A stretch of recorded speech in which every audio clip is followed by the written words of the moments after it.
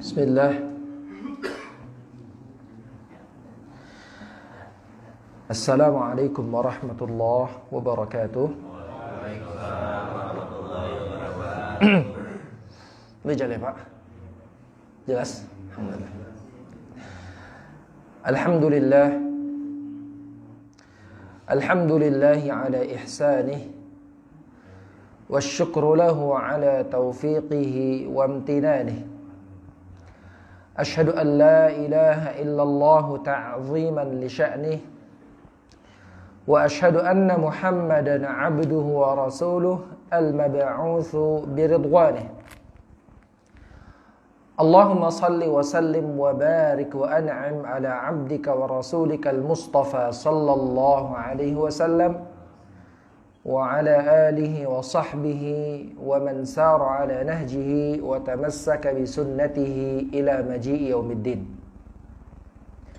قال الله تعالى في كتابه الكريم: يا أيها الذين آمنوا اتقوا الله حق تقاته ولا تموتن إلا وأنتم مسلمون. فإن أصدق الحديث كتاب الله وخير الهدي هدي محمد صلى الله عليه وسلم وشر الأمور محدثاتها فإن كل محدثة بدعة وكل بدعة ضلالة وكل ضلالة في النار.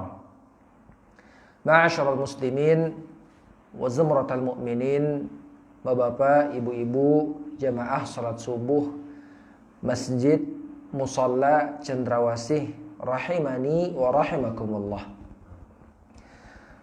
Tidak lupa, pertama kita mengingatkan untuk bertakwa kepada Allah Subhanahu wa taala dan kembali meningkatkan ketakwaan kepada Allah Subhanahu wa taala. Bismillah.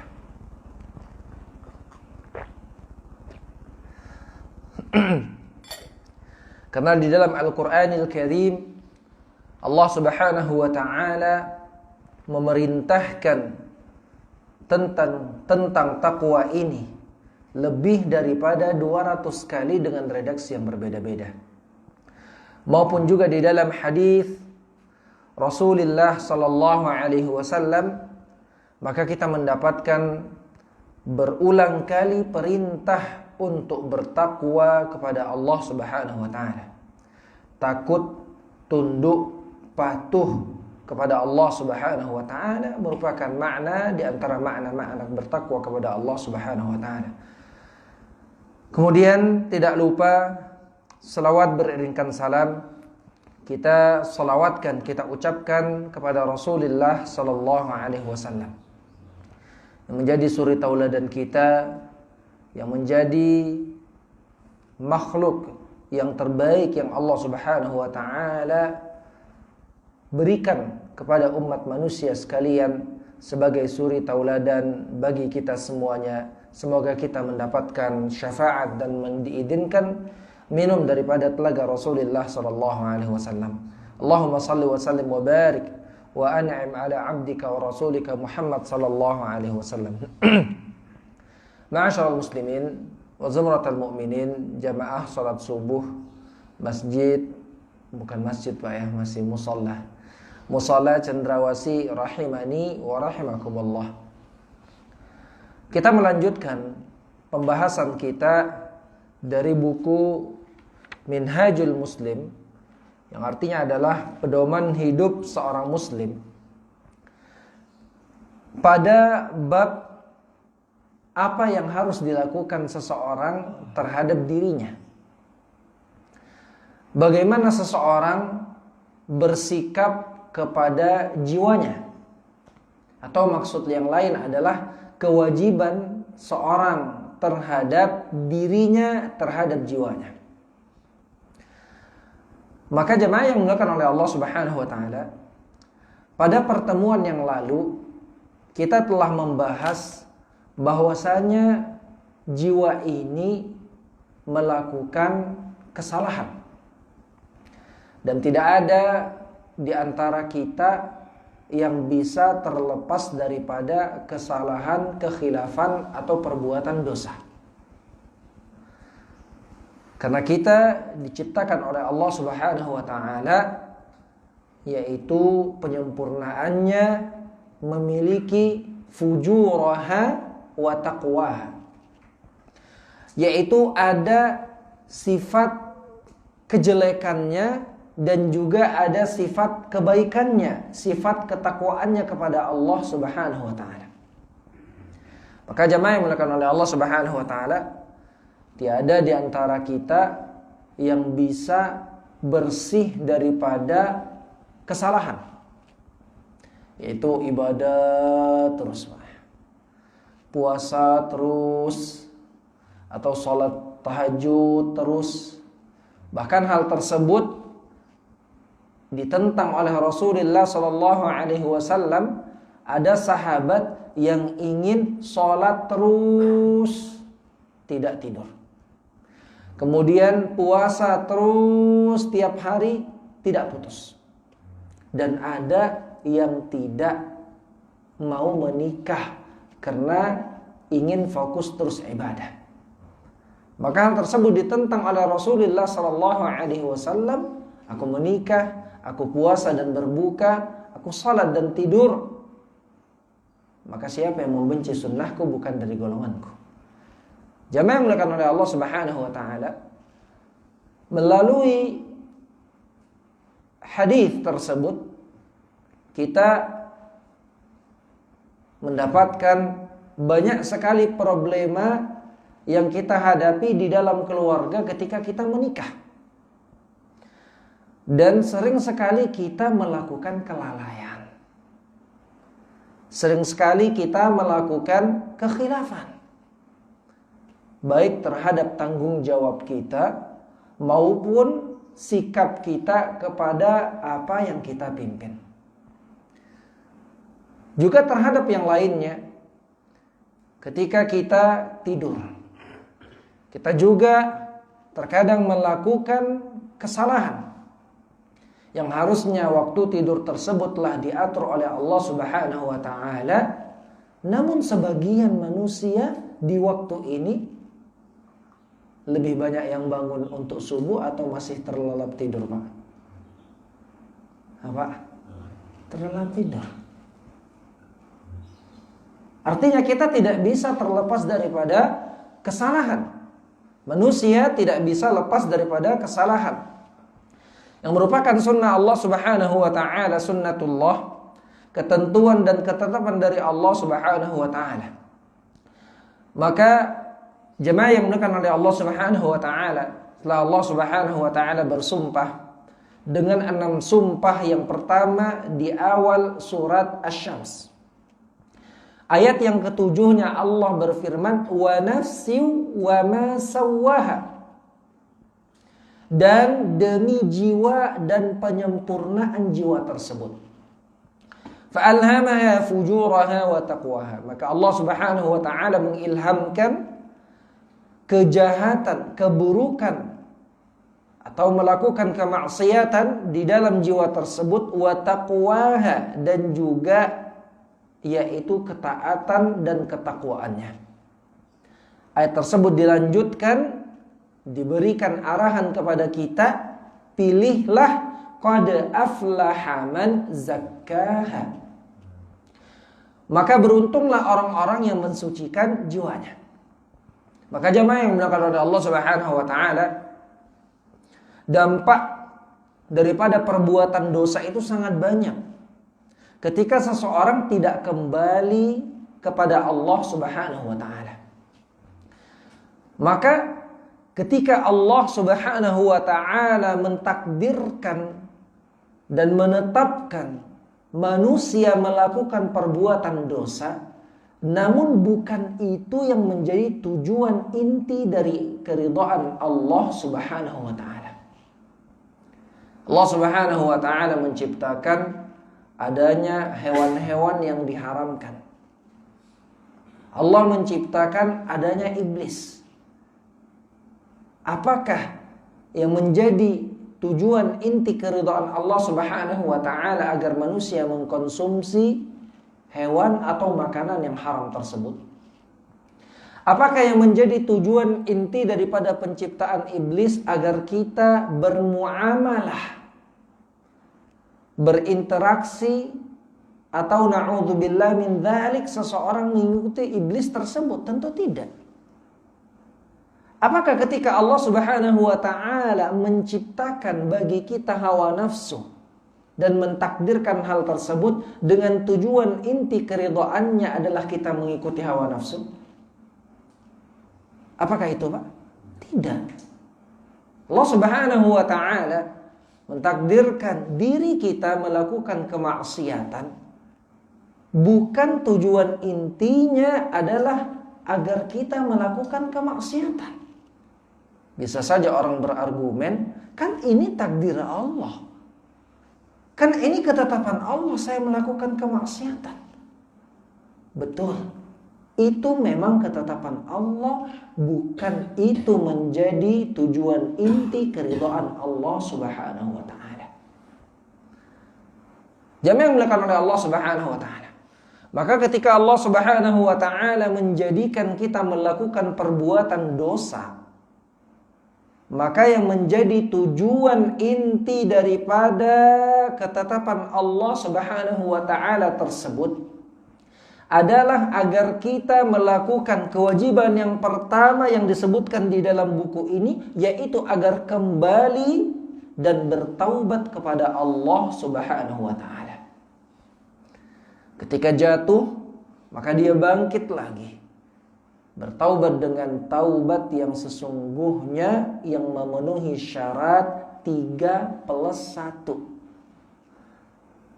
Maka jamaah yang dimuliakan oleh Allah Subhanahu wa taala, Allah Subhanahu wa taala menginginkan kita untuk kembali kepada Allah Subhanahu wa taala ketika terjatuh kembali, dan kembali lagi. Dalam sebuah hadis yang diriwayatkan oleh Imam Muslim dari sahabat Abu Hurairah radhiyallahu anhu, "Walladzi nafsi biyadihi," Nabi sallallahu alaihi wasallam bersabda, dan demi jiwaku yang berada di tangannya, "Lau lam tudnibu," seandainya kalian tidak melakukan perbuatan dosa, "la dhahaballahu bikum," maka Allah Subhanahu wa taala akan menyingkirkan kalian. "Wa la ya'tiyanna," la dhahaballahu bikum wa la ya'tiyanna biqaumin yudhnibun fayastaghfirunallah fayaghfirullah. Kemudian Allah Subhanahu wa taala mendatangkan manusia-manusia yang melakukan perbuatan dosa. Kemudian mereka minta ampun kepada Allah dan bertaubat kepadanya. Kemudian Allah mengampuni mereka. Subhanallah. Maka jelas melalui hadis ini menerangkan kepada kita Allah Subhanahu wa taala menetapkan kebaikan dan kejelekan, namun itu sebagai ujian bagi kita, dan inilah yang Allah Subhanahu wa taala ridhai dan cintai. Kita melakukan kesalahan dan kita tidak bisa lepas daripada kesalahan tersebut. Apa tujuan dari Allah Subhanahu wa taala? Agar kita kembali kepada Allah Subhanahu wa taala, menangis dan bersimpuh di hadapan Allah Subhanahu wa taala. Bahkan dijelaskan oleh para ulama, tujuan Allah menetapkan kita melakukan perbuatan dosa, Pak. Allah ingin menunjukkan sifatnya dan menunjukkan namanya, yaitu At-Tawwab. Allah Maha Penerima Taubat. Allah Al-Ghaffar, sangat dan Maha Pengampun. Ar-Rahim, Maha Pengasih, Maha Penyayang. Ar-Rahman, Maha Pengasih. Al-Ghafur, Maha Pengampun. Allah ingin tunjukkan, kalau seandainya manusia tidak melakukan perbuatan dosa seperti malaikat, bagaimana Allah menunjukkan nama-nama ini? Bagaimana Allah Subhanahu wa ta'ala, kata para ulama, memperlihatkan dengan jelas kepada kita akan nama dan sifat Allah Subhanahu wa ta'ala ini. Jamaah yang dimuliakan oleh Allah Subhanahu wa ta'ala. Maka itu salah satu hikmah daripada ketika Allah Subhanahu wa ta'ala menetapkan kita melakukan perbuatan dosa. Yang tercela adalah ketika melakukan perbuatan dosa dan bersenang-senang di atasnya, bangga di atasnya, dan tidak mau kembali, seakan hatinya menjadi gelap, menjadi keras, membatu, dan jauh dari cahaya Allah Subhanahu wa ta'ala. Wa khairul khatta'in at-tawwab. Dan sebaik-baik orang yang melakukan perbuatan salah, yaitu bertaubat kepada Allah Subhanahu wa ta'ala. Jamaah yang dimuliakan oleh Allah Subhanahu wa ta'ala, maka dampak dari perbuatan dosa dijelaskan oleh para ulama, di antaranya kerasnya hati sebagaimana kita sebutkan pada pertemuan yang lalu. Kemudian juga kesulitan di dalam mencari rizki. Maka ini salah satu dampak perbuatan dosa yang dilakukan oleh seseorang, kemudian dia berlarut-larut kepadanya dan dia tidak bertaubat kepada Allah Subhanahu wa ta'ala. Di dalam sebuah hadis yang diriwayatkan oleh Imam Ibnu Majah, Rasulullah sallallahu alaihi wasallam bersabda, "Wa innar rajula la yuhramur rizqa bidzanbi yusibuhu." Dan sesungguhnya seseorang diharamkan rizkinya oleh sebab dosa yang dia lakukan. Jamaah yang dimuliakan Allah Subhanahu wa ta'ala, coba ketika kita merasakan kesulitan di dalam usaha kita, coba yang pertama kali kita flashback, pertama kali kita ingat, kita flashback, kembali ke belakang. Dahulu saya pernah melakukan kemaksiatan kepada Allah, kelalaian kepada Allah, berlarut-larut. Sekarang mungkin ini menjadi dampak daripada perbuatan dosa saya.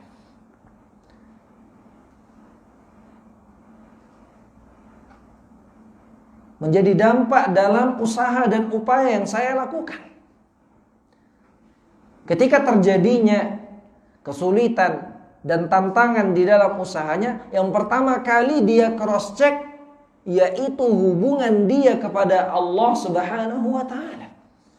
Allah Subhanahu wa ta'ala berfirman, "Wa ma asabakum min musibatin fabima kasabat aydikum wa ya'fu 'an katsir." Dan tidaklah menimpa kalian daripada musibah-musibah melainkan disebabkan karena ulah tangan kalian, dan Allah Subhanahu wa ta'ala memaafkan banyak daripada perbuatan dosa. Jemaah yang dimuliakan oleh Allah Subhanahu wa ta'ala, kemudian juga dampak yang berikutnya yang dijelaskan oleh para ulama adalah ketika seorang melakukan perbuatan dosa, yaitu disempitkan, yaitu dia merasakan masalah di dalam keluarganya.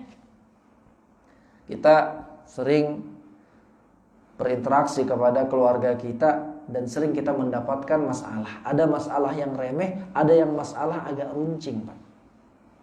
Ada yang masalah agak tajam.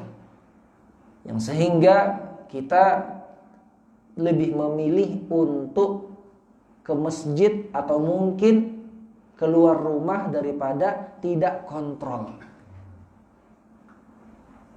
Jamaah yang dimuliakan oleh Allah Subhanahu wa taala, as-salaf mengatakan, itu orang-orang terdahulu dari kalangan ulama mengatakan, saya mendapatkan masalah di keluarga saya oleh sebab dosa yang saya lakukan. Ketika dia mendapatkan istrinya sulit untuk diarahkan, coba cross check dirinya. Jangan-jangan ada perbuatan dosa yang tersembunyi yang dia lakukan, dan yang tahu dia dan Allah Subhanahu wa taala. Dampaknya Allah tunjukkan permasalahan, problem yang sangat berat di dalam keluarganya.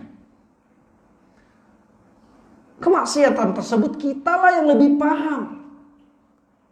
Ketika di depan istri seakan kita malaikat yang tidak melakukan perbuatan dosa. Padahal ada kaitannya dengan kesalahan kita di belakang keluarga kita. Ketika seorang berusaha untuk mentaati Allah, jatuh dan bertaubat kembali kepada Allah, maka akan tercermin daripada sikap dan tutur katanya, dan akan menjadikan dia bersikap baik kepada keluarganya, sehingga sangat meminimalisir masalah dan problem di dalam keluarga.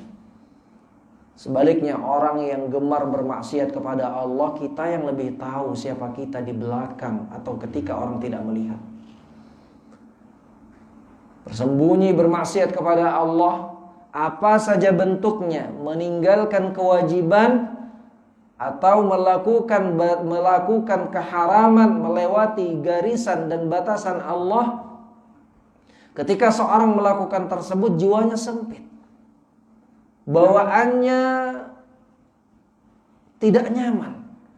Ketika kembali ke rumah, maka dia membawa sikap dan tutur kata yang tidak baik, sehingga ada masalah kecil menjadi besar. Dan itu disebabkan ketika seorang melihat kepada keluarganya, padahal itu disebabkan yang pertama adalah karena dirinya. Jamaah yang dimuliakan oleh Allah Subhanahu wa taala, dan sangat banyak sekali dampak-dampak daripada perbuatan dosa yang mengharuskan kita dengannya untuk kembali dan bertaubat kepada Allah Subhanahu wa taala. Jamaah yang dimuliakan oleh Allah Subhanahu wa taala, maka Allah Subhanahu wa taala mengatakan di dalam Al-Qur'anil Karim, perintah untuk bertaubat ini, ya ayyuhalladzina amanu tubu ilallahi taubatan nasuha. Wahai orang-orang yang beriman, bertaubatlah kepada Allah dengan taubat yang sesungguh-sungguhnya, yaitu memenuhi 4 syarat daripada taubat yang dijelaskan oleh para ulama. Apa 4 tersebut, Pak? 1, yang bisa jawab nggak ada hadiahnya. 1, menyesali. Jangan menyesali karena kalah judi, bukan. Astagfirullah. Tangannya masih kayak gini, Pak. Ini artinya dia belum menyesali. Menyesali bukan menyesali kesalahan, menyesali kekalahan. Pertama adalah menyesali perbuatan dosa tersebut. Ini harus. Kemudian yang kedua, dia meninggalkan. Jadi kalau dia, saya nyesal ya Allah, astagfirullah, masih kayak gini, ini belum meninggalkan namanya. Belum bertaubat. Taubat sambel kalau orang bilang. Meninggalkan tidak cukup. Bertekad dengan jujur di dalam hati untuk tidak kembali lagi. Bertekad di dalam hati untuk tidak kembali lagi. Walau nanti kembali, walau nanti terfitnah dengan rekannya.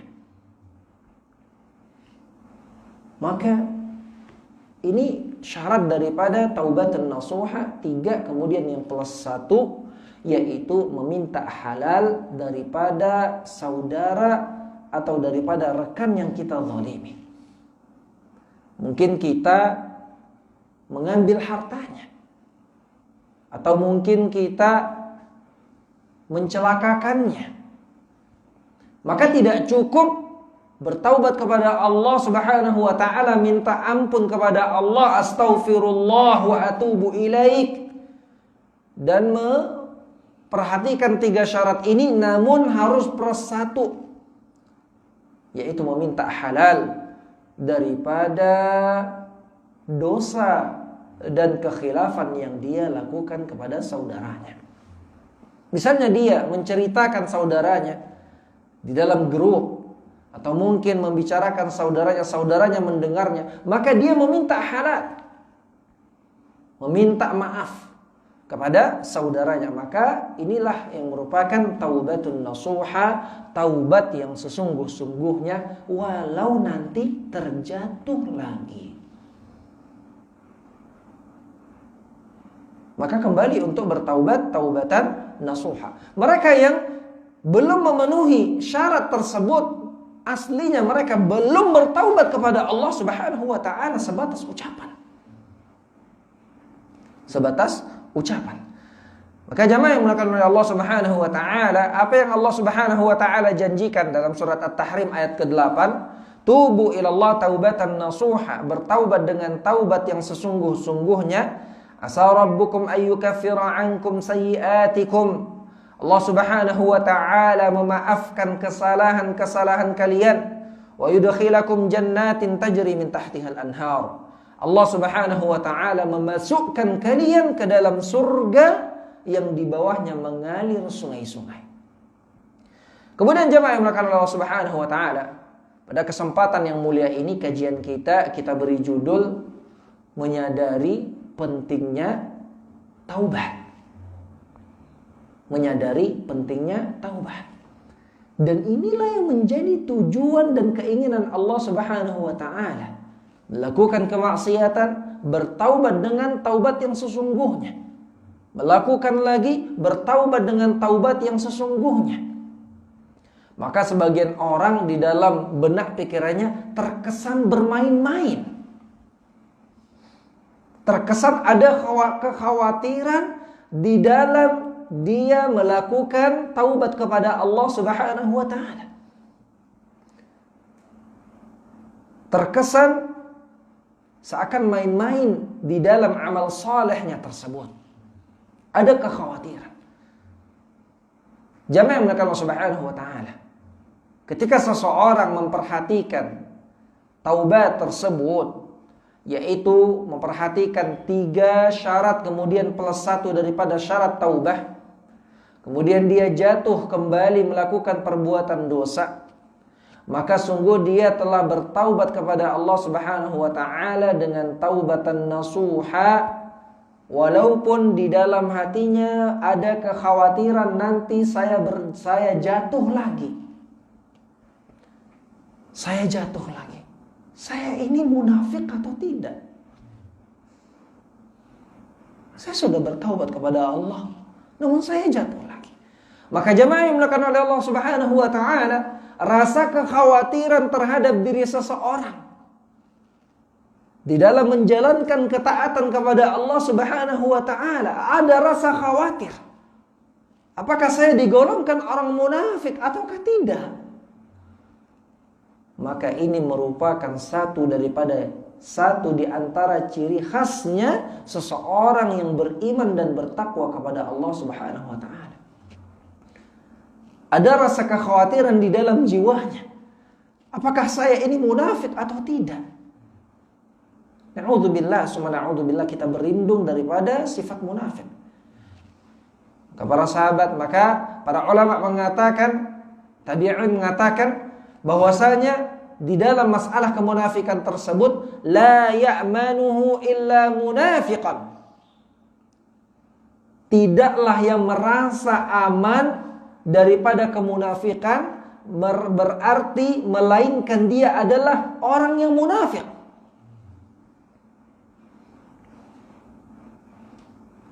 Wala yakhafuhu illa mu'min.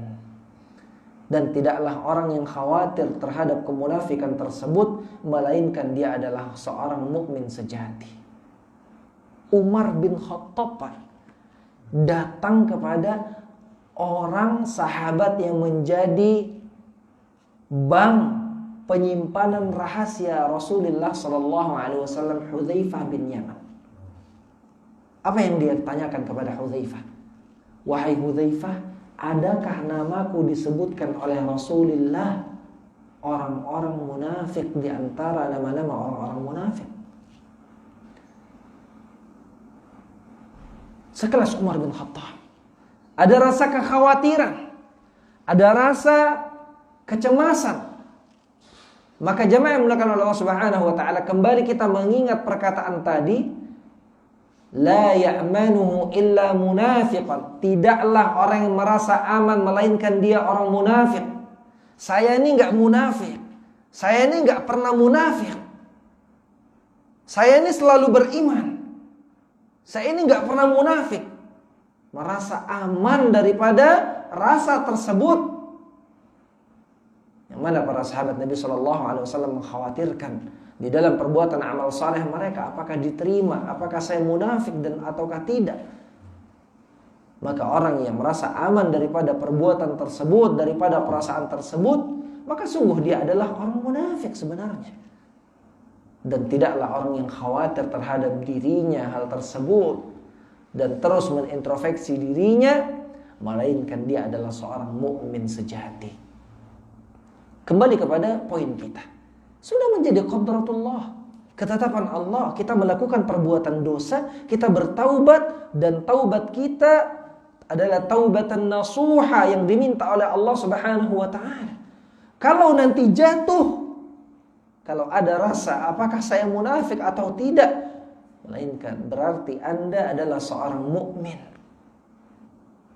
Dan Anda diminta untuk bertaubat kembali dengan taubat nasuha kepada Allah Subhanahu wa taala. Jemaah yang dimuliakan Allah Subhanahu wa taala, maka ada beberapa hal yang menunjukkan pentingnya bertaubat kepada Allah Subhanahu wa taala. Di antaranya adalah yang menunjukkan pentingnya bertaubat kepada Allah Subhanahu wa taala. Yang pertama adalah Allah Subhanahu wa taala mencintai hamba-hambanya yang bertaubat. Allah mencintai hamba-hambanya yang bertaubat. Allah ingin tunjukkan juga Pak ya, namanya At-Tawwab, Al-Ghafur. Dan kita sangat sering mendapatkan masjid namanya Masjid At-Tawwab, Maha penerima taubat. Allah bahagia, Allah memiliki sifat senang ketika hambanya bertaubat kepada Allah Subhanahu wa ta'ala. Itu artinya inilah yang menjadi tujuan inti keridhaan Allah. Sebagaimana sempat kita singgung, Allah Subhanahu wa ta'ala berfirman di dalam surat Al-Baqarah ayat 222, Innallaha yuhibbut tawwabin wa yuhibbul mutatahhirin. Sesungguhnya Allah Subhanahu wa ta'ala mencintai orang-orang yang bertaubat dan mencintai dan menyukai orang-orang yang membersihkan dirinya. Maka Allah tunjukkan Allah mencintai orang-orang yang bertaubat dan kembali kepada Allah Subhanahu wa ta'ala. Di dalam hadis diceritakan oleh Rasulullah sallallahu alaihi wasallam sabdakan, lallahu asyaddu farhan, bahwasanya Allah Subhanahu wa taala yaitu sangat bahagia bitaubati abdi, dengan taubat hambanya. Allah lebih bahagia, sangat bahagia dibandingkan seseorang yang kehilangan kendaraan serta perbekalannya di tengah perjalanan, di tengah padang pasir. Saya bayangkan ketika seorang bersama untanya, kemudian perbekalannya berada di atas untanya, tiba-tiba untanya kabur. Dia berada di tengah padang pasir. Di tengah padang pasir tidak sama di tengah hutan. Masih ada yang bisa dimakan, dedaunan. Masih ada air diminum. Di tengah padang pasir. Kemudian untanya hilang, kemudian dia tertidur. Ketika dia terbangun, tiba-tiba dia mendapatkan unta serta perbekalan yang berada padanya ada di hadapannya. Gimana rasanya? Bahagia. Atau contoh lebih mudah kita cerna, kita pulang kampung. Atau seseorang pulang kampung. Semua barang-barang di mobil, perbekalan yang dibutuhkan di mobil. Kemudian orang tersebut dirampok oleh orang jahat. Ditinggalkan dia, anak dan keluarganya. Mobilnya dibawa beserta isinya. Gimana rasanya, Pak? Cemas, khawatir, dan bercampur aduk. Tiba-tiba perampok tadi sadar. Kemudian dia ketika sudah berputus asa, sama sebagaimana orang yang tidur tadi ketika untanya hilang beserta barangnya, ketika berputus asa tiba-tiba mobilnya kembali kepada dirinya. Ini Pak, saya minta maaf, ini mobilnya. Gimana rasanya Pak? Bahagia, gak nyangka. Masya Allah, ternyata hidayah menyampuri orang yang mengambil mobil saya. Jamaah yang dimuliakan oleh Allah Subhanahu wa taala. Maka kebahagiaan menyampuri, kebahagiaan dia rasakan, dan Allah lebih bahagia dengan taubat hambanya. Dan Allah lebih bahagia dengan taubat hambanya. Ini adalah hal yang menunjukkan pentingnya bertaubat kepada Allah Subhanahu wa taala. Allah mencintai perbuatan taubat tersebut. Kemudian yang kedua, jamaah yang dimuliakan oleh Allah Subhanahu wa taala, pentingnya bertaubat kepada Allah. Bahwasanya Nabi sallallahu alaihi wasallam sebagaimana di dalam hadis yang diriwayatkan oleh Imam Muslim, bahwasanya Nabi bertaubat sehari sampai 100 kali. Hadisnya sering kita dengar. Lafaznya tidak kita sebut untuk mempersingkat waktu. Nabi SAW bertaubat sehari hingga 100 kali. Siapa kita? Di mana posisi kita?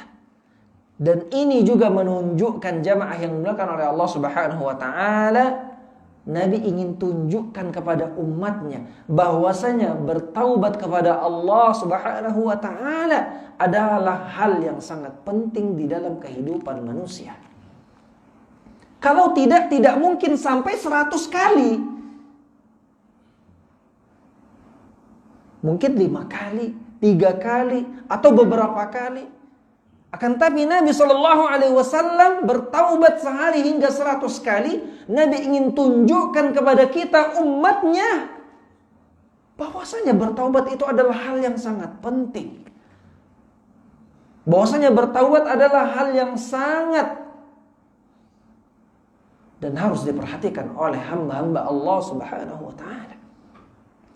Kemudian jemaah yang dimuliakan oleh Allah Subhanahu wa taala, yang berikutnya adalah hal yang menunjukkan bahwasanya taubat merupakan hal yang penting di dalam kehidupan kita, dan hendaklah kita menyadari, dan sungguh ini sangat banyak poin-poinnya, namun kita tidak bisa sebutkan semuanya.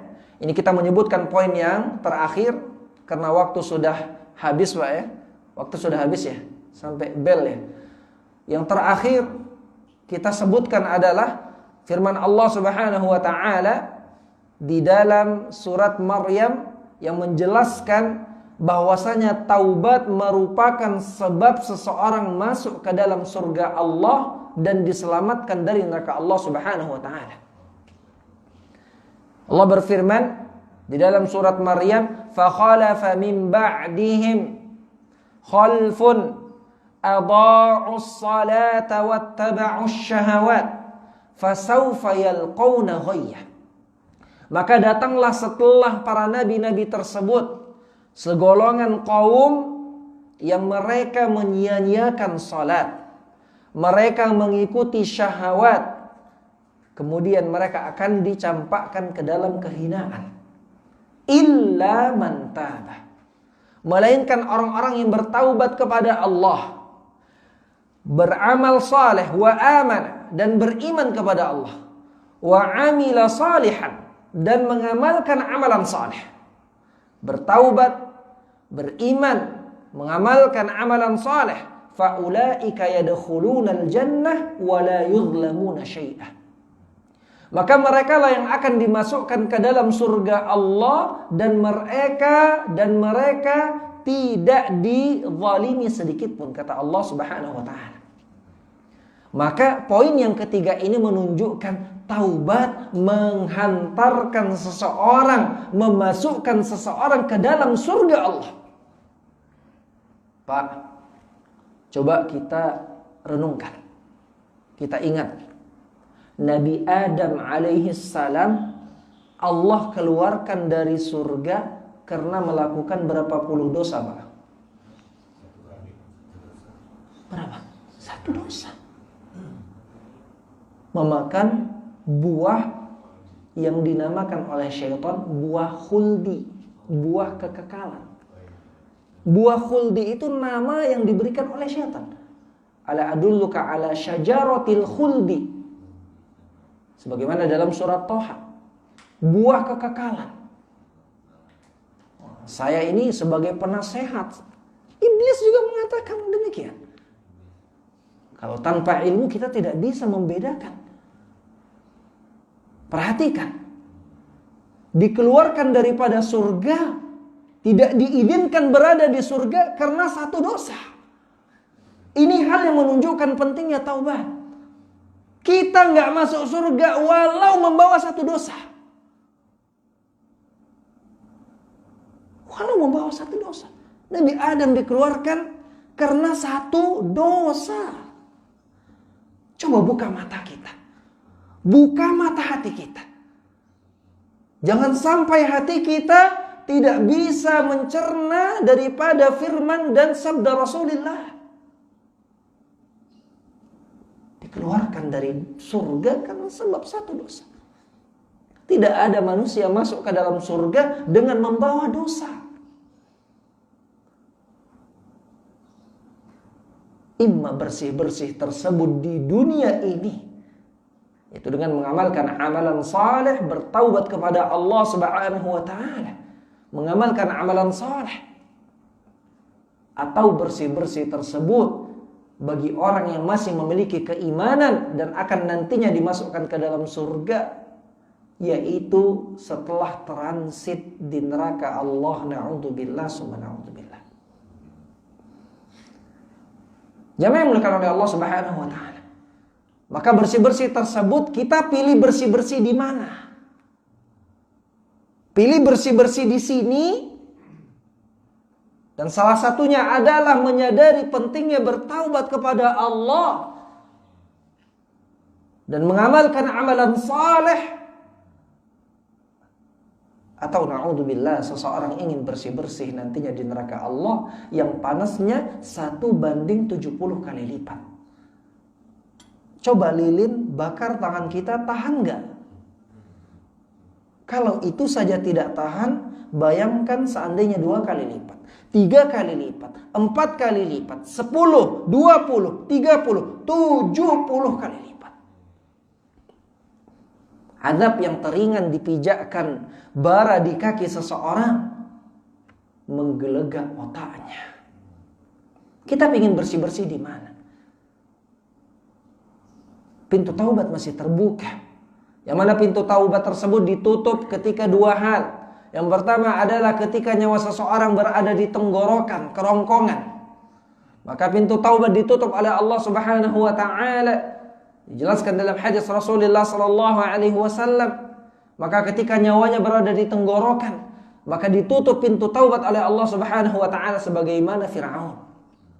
Maka sebagian mereka yang rela dan gemar, mereka yang gemar melakukan kemaksiatan kepada Allah dan tidak kembali kepada Allah dan berbangga kepada kemaksiatan tersebut, ketika sakaratul maut menjemputnya, dia sulit untuk mengucapkan la ilaha illallah. Orang kafir, orang non-Islam. Mungkin di antara seseorang memiliki keluarga yang non-Muslim, dibisikkan la ilaha illallah di telinganya ketika hayatnya, ketika penghujung hayatnya, gak bisa. Allah tidak menerima pintu taubatnya. Jamaah yang Allah Subhanahu wa taala. Kemudian yang kedua adalah ketika matahari terbit dari sebelah barat, pada keadaan seburuk-buruk manusia, dan setelahnya langsung terjadinya berentet tanda-tanda kiamat besar. Jamaah yang dimuliakan oleh Allah Subhanahu wa taala. Maka kita pilih bersih-bersih di sini dengan memperhatikan dan menyadari pentingnya bertaubat dan kembali kepada Allah, atau ingin bersih-bersih di sana. Na'udzubillah summa na'udzubillah. Maka mereka yang dimasukkan ke dalam neraka Allah yang masih memiliki keimanan dicuci, dibakar, tidak hidup dan tidak mati, sehingga mereka gosong, dicelupkan ke dalam sebuah sungai yang dinamakan Nahrul Haya, sungai kehidupan. Dicelupkan. Kemudian mereka tumbuhlah seakan bagaikan tumbuhan yang indah, kembali bagus lagi, dan memiliki tanda di sebagian tubuhnya bahwasanya mereka pernah transit. Mereka diperintahkan masuk ke dalam surga. Sudah penuh ya Allah, masuk. Dan akhirnya surga Allah Subhanahu wa taala. Dan akhirnya mereka masuk ke dalam surga Allah, dan mereka menyadari luasnya surga Allah Subhanahu wa taala. Kemudian mereka dinamakan Al-Jahannamiyun. Apa artinya Al-Jahannamiyun, Pak? Yang pernah transit di Jahannam. Ada yang pengen punya nama label Al-Jahannamiyun?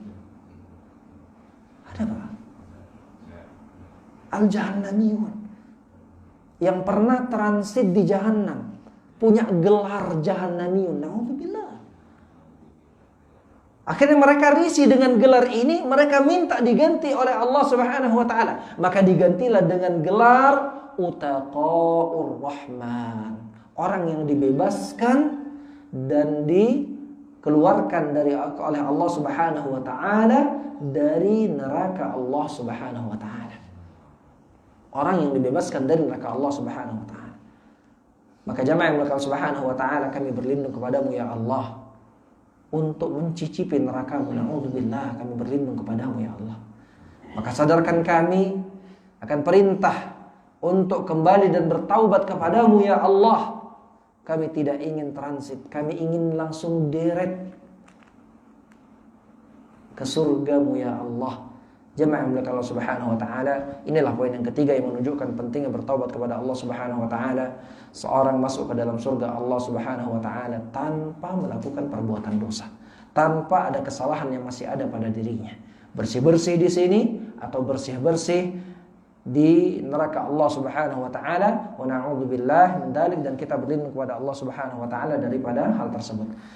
Jamaah yang Allah Subhanahu wa taala, ini dapat kita sampaikan pada kesempatan yang mulia ini. Kewajiban seorang kepada dirinya yaitu bertaubat dan kembali kepada Allah Subhanahu wa taala. Semoga Allah Subhanahu wa taala menjadikan kita orang yang menyadari akan kehidupan ini. Kita melakukan kemaksiatan, namun kita dituntut untuk kembali kepada Allah Subhanahu wa taala dan segera bertaubat kepada Allah Subhanahu wa taala. Allahumma 'allimna ma yanfa'una wanfa'na bima 'allamtana wa zidna 'ilman. Allahumma inna nas'aluka 'ilman nafi'an wa rizqan thayyiban wa 'amalan mutaqabbalan wa lisanan dzakiran wa qalban khashi'an. Jamaah yang dimuliakan oleh Allah Subhanahu wa taala, ini dapat kita sampaikan pada kesempatan yang mulia ini. Maka apabila ada yang bertanya sebelum kami tutup kajian ini, maka kami persilahkan. Silakan, Pak.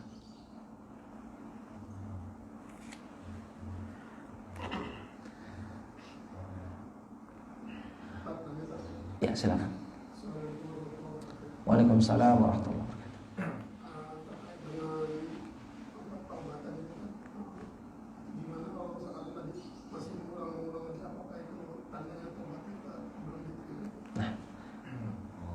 kembali kepada apa yang kita jelaskan. Sebelumnya saya ucapkan jazakumullah khairan. Kembali kepada apa yang kita jelaskan tadi. Ketika seseorang bertaubat kepada Allah Subhanahu wa taala, apakah taubatnya diterima ataukah tidak? Kalau dia memperhatikan syarat. Syarat itu artinya sesuatu tidak dianggap kecuali memenuhi syarat.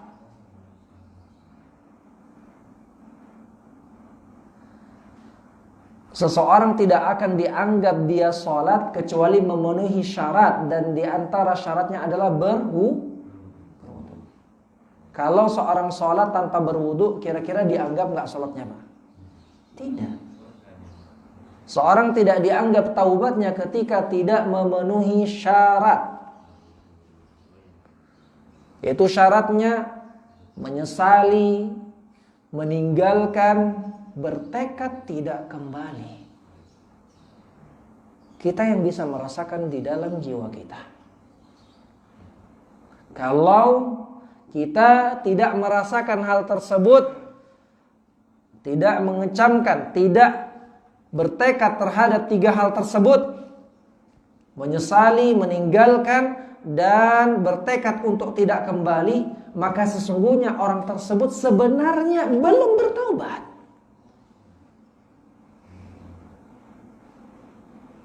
Hanya sekadar ucapan, hanya sekadar lewat begitu saja. Maka ketika dia memperhatikan 3 poin tadi,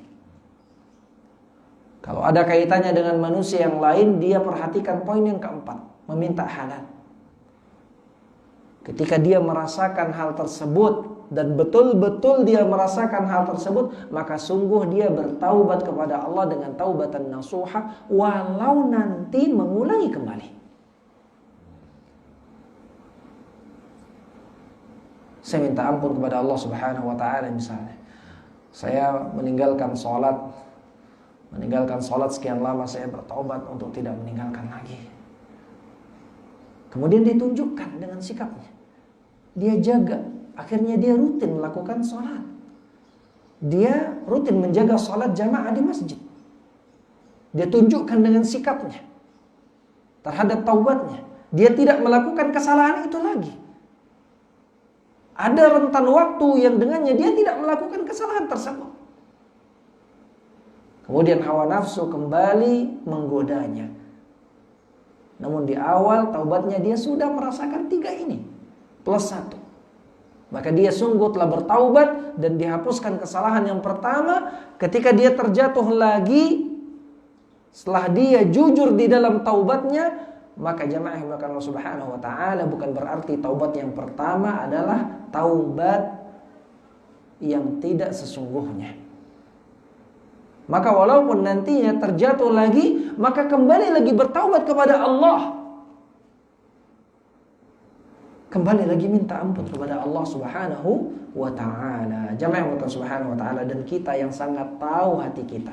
Kita lagi bertaubat sungguh atau hanya menyesali karena ada dampak yang lain.